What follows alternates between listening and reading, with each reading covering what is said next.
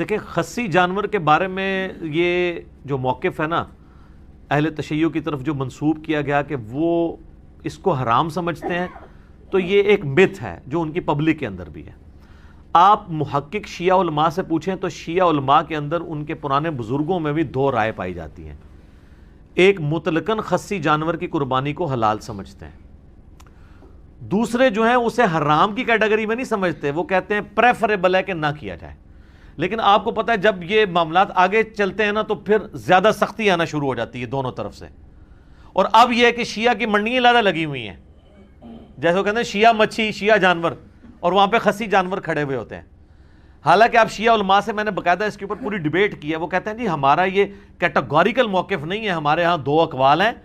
اور جو دوسرے لوگ ہیں نا جو خصی کی جانور کی قربانی کو جائز نہیں سمجھتے وہ حرام کی کیٹیگری میں نہیں سمجھتے ہیں، وہ فتویٰ نہیں لگاتے کہ آپ کی ہوگی نہیں، وہ کہتے ہیں کہ بہتر ہے کہ یہ نہ ہو۔ جماعت المسلمین والے تو خیر بہت سخت ہیں، اہل حدیث کا ہی ایک ٹوٹا ہوا ایک سب سیکٹ آپ کہہ لیں، اور وہ کہتے ہیں چونکہ یہ بھی ایک عیب ہے جو جانور کے اندر موجود ہے، وہ کہتے ہیں انسان میں اگر یہ عیب ہو خصی ہونا سیکچولی ڈسیبل تو یہ عیب ہے، تو جانور میں کیوں نہیں ہے، یہ وہ لاجک پیش کرتے ہیں۔ دیکھیں اس معاملے میں میرا موقف پہلے کافی سخت تھا، لیکن میں نے ان 5-7 سالوں میں کافی اس کے اوپر ایمفسائز کیا ہے، تو میں اس رزلٹ پہ پہنچا ہوں کہ اس میں آپ کو سختی نہیں کرنی چاہیے۔ اگرچہ جب میرا سخت بھی موقف تھا نا تو میں نے اس وقت بھی کہا تھا کہ اگر کوئی قربانی دیتا ہے ہم اس پہ فتویٰ نہیں لگاتے، نہ اسے یہ کہتے ہیں کہ اس کی قربانی نہیں ہوگی۔ یہ اکتوبر 2012 میں میرا مسئلہ 52 ریکارڈ ہوا تھا۔ اللہ کا شکر ہے کہ میں جب کبھی بھی اجتہادی مسائل پہ بولتا ہوں نا تو میں اپنے لیے ایک راستہ ضرور باقی رکھتا ہوں، کیونکہ مسئلہ اجتہادی ہوتا ہے نا، نص قطعی تو نہیں ہوتا۔ تو بعد میں جب مجھے کبھی کسی موقف میں ڈھیلا موقف اڈاپٹ کرنا پڑے تو میرے لیے کوئی مسئلہ نہیں ہوتا، کیونکہ میں نے پہلے بھی کوئی سخت موقف نہیں اڈاپٹ کیا ہوتا۔ جیسے امام کے پیچھے فاتحہ کا مسئلہ ہے، میں نے اتنے شد و مد سے بیان کیا تھا، اس وقت بھی کہا تھا کہ جہری نمازوں میں جو امام کے پیچھے فاتحہ نہیں پڑھتے تو میں یہ نہیں کہتا ان کی نماز نہیں ہوتی ہے۔ خیر بعد میں اللہ نے شرح صدر کیا تو یہ سمجھ آئی کہ یہ جہری نمازوں میں پیچھے نہ پڑھنے والا عمل زیادہ بہتر ہے، تو مجھے ویڈیو ریکارڈ کراتے ہوئے بھی کوئی مسئلہ نہیں ہو رہا تھا، میں نے کو پہلے اس کو حلال حرام کا مسئلہ بھی نہیں بنایا تھا۔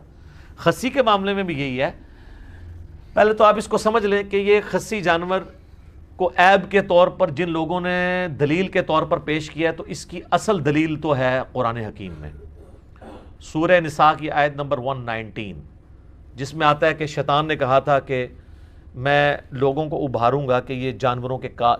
چیریں گے، بتوں کے نام پہ چھوڑتے تھے۔ اس میں آگے الفاظ ہیں وَلَآمُرَنَّهُمْ فَلَيُغَيِّرُنَّ خَلْقَ اللَّهِ، میں انہیں ضرور ابھاروں گا کہ تیری بنائی ہوئی تخلیق کو یہ بدلیں گے۔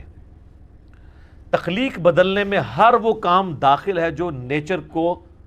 آپ ہٹ کے کوئی کام کرتے ہیں، چاہے وہ کان چیر دیں، چاہے وہ آپ سینگ توڑ دیں کسی کا، ٹھیک ہے۔ اور اسی کیٹیگری میں تفسیر تبری جو اہل سنت کی پہلی تفسیر ہے ابن جریر تبری کی، انہوں نے اسی آیت کے کانٹیکسٹ میں لکھا ہے صحیح سند کے ساتھ کہ انس ابن مالک کہا کرتے تھے، ابو صحابی رسول ہیں، سنی شیعہ سے بلند ہیں وہ، کہ جانور کو خصی کرنا اس کی تخلیق کو بدلنا ہے۔ مصنف عبد الرزاق میں، المصنف ابن ابی شیبہ میں، سنن الکبریٰ البیہقی میں، سر ان 3 کتابوں کے نام یہ رٹ لیں آپ، یہ 3 کتابیں جس میں آپ کو صحابہ اور تابعین کے اعمال اور افعال مل جائیں گے۔ مصنف تو کہتے ہی اس کو ہیں جس میں کثرت کے ساتھ صحابہ اور تابعین کے ہوں۔ مصنف ابن ابی شیبہ، مصنف عبد الرزاق اور سنن الکبریٰ البیہقی، اس میں آپ کو کئی تابعین کا ملے گا کہ وہ جانور کو خصی کرنے کو حرام سمجھتے تھے، اور کئی کہتے تھے یہ جواز کی حد تک ٹھیک ہے۔ امام احمد بن حنبل سے مسائل احمد ان کی کتاب ہے جس میں ان کے فتاوی ہیں، ان سے پوچھا گیا تو وہ کہتے ہیں میں اللہ سے امید کرتا ہوں کہ خصی جانور کی قربانی درست ہوگی، وہ بھی کانفیڈنس سے نہیں کہتے۔ رہے ہمارے اہل سنت میں تو وہ ایک حدیث کو لے کے پھر رہے ہیں جو سنن ابی داؤد میں، اور روایت تو ضعیف ہے کہ نبی صلی اللہ علیہ وآلہ وسلم نے 2 چتکبرے سینگوں والے مینڈے، کالا چٹا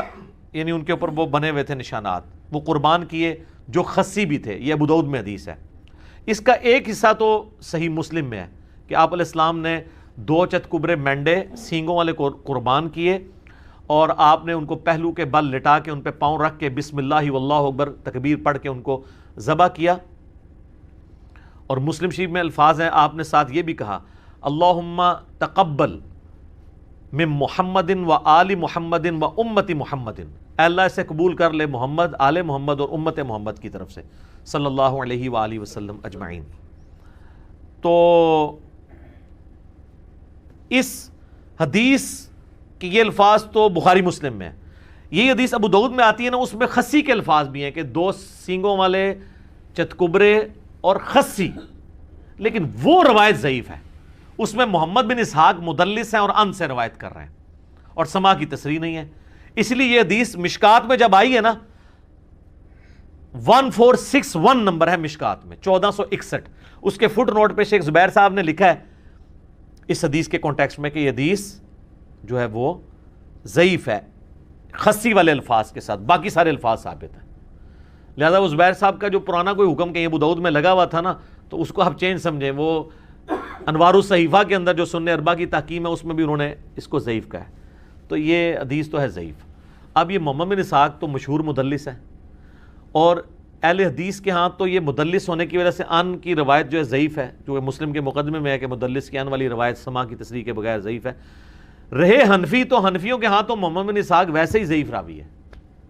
وہ کہتے ہیں صرف اس کی تاریخ میں باتیں لی جائیں گی، کیونکہ امام المغازی ہے، سیرت ابن اسحاق پہلی سیرت کی کتاب یہی لکھی گئی ہے، انہوں نے ہی لکھی ہے، یہ تابعی ہیں، انس بن مالک کے شاگرد ہیں، سیرت ابن شام اس کی تلخیص کی گئی ہے بعد میں امام ابن شام نے۔ وہ جو فاتحہ خلف الامام والی حدیث ہے نا ابو داؤد کی کہ فجر کی نماز میں بھی صحابہ پیچھے پڑھ رہے تھے تو آپ فرمایا صرف فاتحہ پڑھو، اس حدیث کو تو صحیح کہتے ہیں اہل حدیث، تو اس وقت حنفی ان کو یہ جواب دیتے ہیں کہ اس میں محمد بن اسحاق ہے اور وہ ضعیف راوی ہے، اور خود یہ خسی والی حدیث جو ہے محمد بن اسحاق والی پیش کر رہے ہیں۔ دیکھا آپ نے 2 نمبری، یہی 2 نمبری اس میں کی بھی ہے جو ابو داؤد میں حدیث ہے نا کہ عبداللہ بن عمر بن عاص جن کو وہ دعا یاد نہیں ہوتی تھی ان کے گلے میں تختی لٹکا دیتے تھے، تو وہ تقی عثمانی صاحب بھی بیان کر رہے تھے، میں نے کہا تھا سر اس کو دیکھ لیں، پہلے تو آپ نے نام ہی غلط لیا ہے، عبداللہ بن عمر نہیں ہے، عبداللہ بن عمر بن عاص ہے، جس کو اردو میں عمرو لکھا جاتا ہے، اور دوسرا یہ ہے کہ اس میں تو محمد بن اسحاق ہے جو آپ کے نزدیک ضعیف ہے، تو آپ یہ روایت کس طرح آگے بیان کر رہے ہیں کہ تعویذ لٹکاؤ گلے کے اندر؟ تو محمد بن اسحاق مدلس ہیں، ان سے روایت کر رہے ہیں، لہذا یہ روایت ہوگی ضعیف، اور اس کو اہل حدیث کہیں پیش ہی نہ کریں آپ کہ وہی خسی جانور قربانی کی، خسی جانور کی قربانی کی۔ اسی وجہ سے جماعت المسلمین والوں کا یہ موقف ہے کہ خسی جانور قربانی نہ کی جائے۔ اب یہ خسی جانور کا مسئلہ جو کر رہے ہیں ان کا مسئلہ بھی ٹوٹل اجتہاد پہ کھڑا ہوا ہے، نہ کرنے والوں کا بھی اجتہاد پہ کھڑا ہوا ہے، تو جب مسئلہ اجتہادی ہے تو پھر یہ نص نہ رہی۔ البتہ جو نہ کرنے والے ہیں وہ نص سے اس کو دلیل ضرور پکڑتے ہیں، وَلَآمُرَنَّهُمْ فَلَيُغَيِّرُنَّ خَلْقَ اللَّهِ۔ اس کا جواب جو خسی کی جائز سمجھتے ہیں نا وہ بڑا زبردست جواب دیتے ہیں، اور میں سمجھتا ہوں کہ مولانا اسحاق صاحب رحمہ اللہ تعالیٰ نے اس مسئلے کو کافی حد تک حل کیا ہے۔ آپ کو پتہ ہے وہ اتحاد امت کے داعی تھے، اور ان کو یہ بھی ڈر نہیں ہوتا تھا کہ مسئلہ شیعہ کو سپورٹ کر رہا ہے یا اہل حدیث کو کر رہا ہے، وہ جس کے بھی حق میں ہوتا تھا دھڑلے سے کرتے تھے، اور ان کی کوشش ہوتی تھی کہ جو کامن آئے اس کو وہ ڈیفینڈ بھی کریں، لیکن اس مسئلے میں انہوں نے شیعہ کے اوپر سخت جو ہے نا گرفت کی ہے کہ یہ شیعہ نے جو مسئلہ نکالا ہے نا کہ خسی جانور کی قربانی نہیں ہوتی، اور وہ میں نے بتایا کہ مولانا اسحاق صاحب نے تو یاد ہی بات بتائی تھی، پوری بات یہ ہے کہ شیعہ میں بھی سب کا یہ موقف نہیں ہے، 2 گروہ ہیں، میں نے باقاعدہ شیعہ کے بڑے علماء کے ساتھ ڈسکس کیا ہے، آفتاب جوادی صاحب کے ساتھ ڈسکس کیا جو بڑے محدثین میں سے ہیں، زبیر علی زئی صاحب کے وہ دوست بھی ہیں جامعۃ الکوثر اسلام آباد میں، آپ لوگوں کی بلکہ ملاقات بھی ہوئی ہے ان کے ساتھ، تو وہ بھی کہہ رہے تھے ہمارے میں بھی 2 گروہ ہیں، لہٰذا یہ کوئی اتنا بڑا مسئلہ نہیں، اس کو مسئلہ بنایا جائے۔ وہ مولانا اسحاق صاحب نے بڑا پیارا جواب دیا، انہوں نے کہا کہ نبی علیہ السلام نے جو عیب گنوائے ہیں نا کہ ان عیوب کی بنیاد پہ جانوروں کی قربانی نہیں ہوگی، وہ تو ابو داؤد میں، ترمذی میں، نسائی میں، ابن ماجہ میں کیا ہیں؟ کان کٹا ہوا، سینگ ٹوٹا ہوا، لنگڑا، کانا، لاغر، بیمار۔ تو حضور علیہ السلام نے کہیں پہ بھی خسی کا ذکر نہیں کیا۔ اگر یہ مسئلہ اتنا ہی ہوتا تو کسی حدیث میں تو آ جاتا نا کہ خسی بھی وہ عیب ہے کہ جس کی وجہ سے قربانی نہ کی جائے، تو آپ نے اس کو نہیں، پھر انہوں نے مسئلہ حل کیا کہ خسی عیب ہے لیکن اس جانور کے لیے جو آپ نے ریپروڈکشن کے لیے رکھا ہوا ہے، جسے آپ اردو میں جفتی کروانا کہتے ہیں، تو اس کے لیے تو ظاہر ہے وہ عیب ہے۔ جیسے یہ بھینسوں کو لے جاتے ہیں باڑوں میں بھینسوں کے پاس بھینسیں ہوتے ہیں جو ان کے پاس، تو ظاہر ہے کہ وہاں تو کوئی ایسا بھینسا تو نہیں رکھا جائے گا کہ جو وہ ان کی ریپروڈکشن نہ کر سکے، تو وہاں کے لیے وہ عیب ہے۔ اور اس میں بھی یاد رکھیں بخاری مسلم میں حدیث ہے، نبی علیہ السلام نے اس طرح کا جو وہ سیکشل ریلیشن شپ ہے نا جانوروں کا کرانے کی اجرت لینے سے منع فرمایا، یہ فری کروانا چاہیے۔ ہاں جی، جس میں شوق ہے نا وہ نیکی ہی کھٹے۔ ویسے کوئی دے دیتا ہے، جیسے وہ پیروں فقیروں کے پاس آپ جاتے ہیں دعا کے لیے اور ان کے چندہ باکس میں ڈال دیتے ہیں، وہ تو تحفے میں آ جائے گا، لیکن اس کام کی اجرت نہیں لی جا سکتی۔ تو یہ مسئلہ اس کیس میں تو یہ عیب ہے۔ رہا گوشت کھانے کے لیے، تو سر اس کے لیے آپ کو کوئی مفتی نہیں بتائے گا۔ گوشت کی فیلڈ کے ایکسپرٹ کسائی ہیں۔ جیسے میں کہتا ہوں کہ آپ نے ایمبریولوجی کا مسئلہ پوچھنا ہے تو ڈاکٹر سے پوچھیں گے، جیولوجی کا پوچھنا ہے تو جیولوجسٹ سے پوچھیں گے۔ آپ ذرا جو گوشت کے ایکسپرٹ لوگ ہیں ان سے ذرا پوچھیں کہ جانور کا خصی ہونا، اس جانور کا جس کا گوشت آپ نے کھانا ہو، یہ اس کے حق میں عیب ہے یا خوبی ہے؟ تو آپ کو بتائے گا کہ خوبی ہے، کیونکہ اس کی وجہ سے جانور موٹا تازہ ہو جاتا ہے۔ تو شریعت کو لاغر جانور مطلوب ہے قربانی کے لیے گوشت کھانے کے اعتبار سے، یا موٹا؟ اچھا، باقی آپ کو پتا ہے کہ وہ جو جس کو آنڈل بکرا یہ کہتے ہیں، یعنی نان خصی جو بکرا ہوتا ہے، عام بکرا، اس کے گوشت کا بھی وہ کہتے ہیں کہ اسمیل وغیرہ کا ایشو ہے۔ خیر وہ آج کل وہ بھی ٹیکے آ گئے اور ٹیکے لگا دیتے ہیں، اسمیل ویسے ہی مر جاتی ہے، وہ ایشو اب چھوٹا رہ گیا۔ تو اس اعتبار سے اگر دیکھا جائے تو خصی ہونا قربانی کے جانور کے لیے، لیکن یہ مسئلہ میں اجتہاداً بتا رہا ہوں۔ آپ جس جعلی روایت کو لے کے چل رہے ہیں نا کہ یہ سنت ہے، وہ تو بالکل غلط ہے۔ وہ ابو داؤد والی روایت ضعیف ہے، محمد بن اسحاق کی تدلیس ہے۔ مشکات میں 1461 نمبر 1461 مشکات میں فٹ نوٹ پہ آپ دیکھ لیں، کیونکہ میرے اوپر بھی انہوں نے ہنگامہ کھڑا کیا کہ یہ کہتا ہے حدیث ضعیف ہے۔ بھائی تو پڑھو تو صحیح نا، مگر حدیث کی کتابیں کھولو۔ وہ کہتے ہیں ابو داؤد میں تو شیخ زبیر لذیذ صاحب نے حسن لکھا ہے، وہ سر پرانا ہے۔ شیخ زبیر صاحب نے اپنی وفات سے پہلے جو فائنل تحکیم ہے وہ مشکات میں لگائی ہے، کیونکہ یہ 2013 میں پرنٹ ہوئی ہے، اور انوار الصحیفہ سنن اربع کی ضعیف حدیثوں والی کتاب لادہ سے چھپ چکی ہے۔ وہ ہماری ویب سائٹ اہل سنت پاک .com سے ڈاؤن لوڈ کریں، یہ روایت ضعیف ہے۔ اسی لیے تو اتنی موٹے موٹے کتابچے لکھنے پڑ رہے ہیں خصی جانوروں کے اوپر،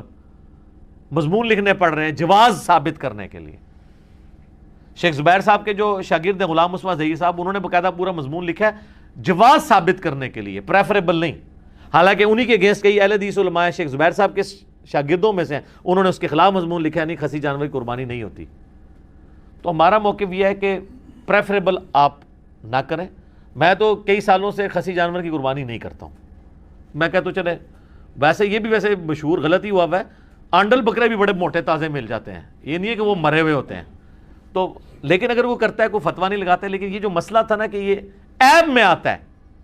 اور یہ ٹوٹلی شیعہ نے اس کو اپنی فقہ بنا کے پیش کیا، تو شیعہ میں بھی دو موقف ہیں، اہل سنت کے ہاں بھی یہ مسئلہ اس طریقے سے نہیں ہے۔ یہ خصی جانور کا مسئلہ ایک کریٹیکل مسئلہ تھا، اس لیے میں ذرا اس کے اوپر ڈیٹیل بولوں، اس کی وجہ سے کافی ایک مصیبت کھڑی ہوئی ہے۔ حدیثیں چونکہ ضعیف ہیں، نس میں ولا آمرنہم فلا یغیرن خلق اللہ میں فعال کرتا ہے، لیکن اس کی پھر آگے جو اقوال ہیں تفسیر طبری میں انس بن مالک کا کہ خصی کرنا یہ تخلیق بدلنے میں آتا ہے، اس صورت میں جب آپ نے وہ جانور جفتی کے لیے رکھا ہے، اگر گوشت کے لیے رکھا ہوا ہے، پھر یہ اس کے لیے عیب کے طور پہ شمار نہیں ہوگا، کیونکہ تابعین میں کئی لوگ اس کے قائل بھی ہیں، یعنی یہ اختلاف شروع سے چل رہا ہے۔ لہٰذا یہ اس کو سنی شیعہ کے بجائے سنیوں میں بھی آپس میں اختلاف ہے، شیعہ میں بھی اختلاف ہے۔ تو آپ اگر اختلاف سے بچنا چاہتے ہیں ضرور بچیں، لیکن اس کے اوپر حرام کا فتویٰ نہیں لگائیں گے، مسئلہ اجتہادی ہے۔